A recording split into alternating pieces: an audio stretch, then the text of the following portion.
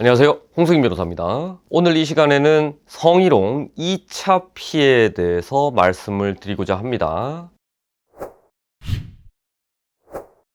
요사이 들어서 성희롱 사건뿐만 아니라 성희롱에 대해서 2차 피해를 가했다, 2차 가해를 가했다라는 이유로 해서 신고되는 사례도 상당히 많습니다. 제가 실제 있었던 사건들을 각색을 해서 말씀을 드릴 것입니다. A라는 대대장이 있었습니다. 이 지휘관은 어느 날 B 신고인으로부터 성희롱을 당했다는 그 보고를 받게 됩니다. 그런데 여기에 대해서 제대로 적정한 조치를 취해 주지도 않고 오히려 가해자를 두둔하는 내용으로 해서 2차 피해를 받았다는 이유로 이 신고인은 재차 이 지휘관을 신고하게 됩니다. 그래서 선고충심의위원회까지 갔습니다. 실제 이런 사건들은 굉장히 많이 벌어지고 있습니다. 비단 지휘관이 아니라고 하더라도 신고인이 상급자한테 내가 당한 사건에 대해서 알려주는 경우, 그리고 주변 동료들한테 내가 당한 사실에 대해서 알려주는 경우,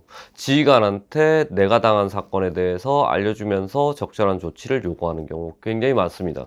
실제 이 사건 같은 경우에 있어서도 이 신고인이 요구를 했던 내용은 다른 것들 다 필요 없다, 저 사람이 이런 내용을 유포를 하고 있으니 그 소문만 막아주시기 바란다, 딱 이 내용이었습니다. 이 지휘관 입장에서는 신고인의 요구대로 다른 인원들, 소문을 만들었다는 그 인원들을 대상으로 해서 교육을 실시를 했습니다. 그리고 신고인도 여기에 대해서 어떠한 어필도 없었고 감사하다고까지 하고 복귀를 했습니다. 그런데 시간이 많이 지나서 한 2-3년 정도 지나서 신고인이 사실은 그때 당시에 이렇게 내 피해 사실에 대해서 알렸음에도 불구하고 전혀 적절한 조치를 해주지도 않았다 라는 이유로 해서 2차 피해로 신고하게 된 것입니다. 이 사건 최초부터 제가 감찰 조사에 들어갔습니다. 같이 동석한 상태로 지난번에 제가 말씀드렸던 그 순서대로 해서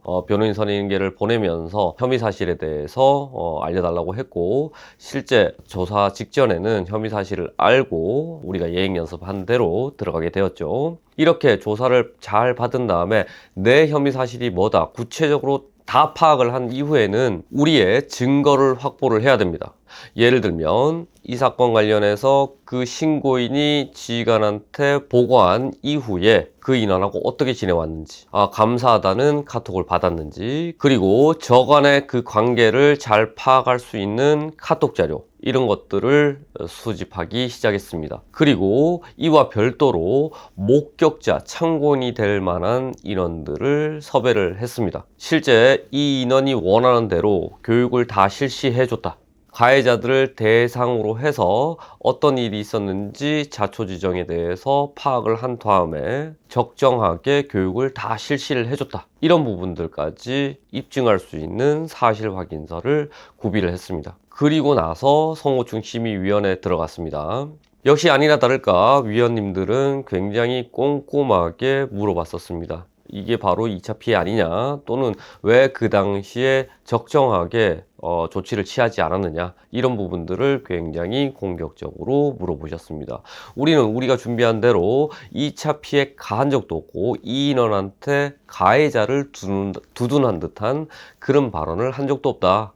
실제 이 인원이 원하는 바에 따라서 해당 당사자를 불러서 철저하게 교육을 다 시켜줬다. 그 부분 관련해서 여기 사실 확인서가 있다, 또는 증인으로 목격자를 신청을 해서 그 부분 관련해서 실제 위원회 단계에서 증언할 수 있도록 그렇게 조치를 다 했습니다. 그 결과 선고충심의위원회에서 성희롱에 대해서도 미해당, 2차 피해에 대해서도 미해당, 미성립 판단은 그런 결과를 받게 되었습니다. 여러분께 말씀드립니다. 어떤 내용의 신고, 보고를 받게 된 이후에는 즉시 관련 절차에 따라서 적법하게 처리를 하는 게 좋습니다.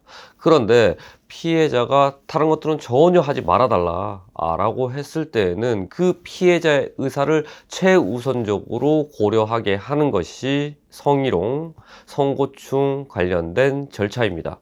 물론 상담감과 함께 조치를 취해 나가는 게 좋겠죠. 그런데 이런 절차를 다 진행을 해줬음에도 불구하고 신고되는 사례가 적지 않이 많습니다. 그리고 가해자를 두둔한 적도 없는데 가해자를 두둔한다는 내용으로 해서 2차 피해를 가했다는 신고 내용도 많이 접수되고 있습니다. 그러니까 이 영상을 보는 여러분들께서는 만약에 신고를 당했다고 한다면 최초 조사부터 잘 받아야 되는 거고, 조사를 받고 난 다음에는 목격자들을 확보를 해야 된다는 거고, 사실확인서나 증인신청을 통해 가지고 위원회에 알려줘야 된다는 것입니다. 이런 객관적인 증거 자료를 통해서 미성립, 미해당을 받아야 된다는 것입니다. 추가적으로 이 인원하고 어떤 관계에 있었는지 카카오톡 내용이라든지 아니면 통화 내역들, 통화 녹음 이런 것들이 있으면 그도 역시 마찬가지로 중요한 증거 중에 하나가 됩니다. 이런 증거 자료들을 꼼꼼하게 수집해서 변호인과 함께 판단을 한 다음에 제출이 되어야 됩니다. 결국 중요한 것은 선고충 심의위원회에서 우리가 어떻게 소명하느냐입니다. 예상 외로 위원님들은 여기에 대해서 꼼꼼하게 물어보기 때문에 철저한 준비를 통해서 우리가 억울한 일을 당하지 않도록 그렇게 준비를 해야 되는 것입니다. 실제 우리가 예상하지 못했던 그런 질문들이 나올 수도 있기 때문에 다양한 질문, 저 같은 경우에 있어서는 다양한 선고충 심의위원회나 징계위원회, 항고위원회에 들어가 봤기 때문에 위원들이 어떤 질문을 하게 될지는 대략 예상이 가능합니다. 이런 충분한 질문지를 통해 가지고 답변을 연습을 해보고 선고충 심의위원회를 준비해 가야 됩니다. 여러분들께서도 억울한 신고로 인해서 고통을 받고 계시다면 저 홍승민 변호사에게 문의 주시기 바랍니다. 성실히 답변 드리도록 하겠습니다.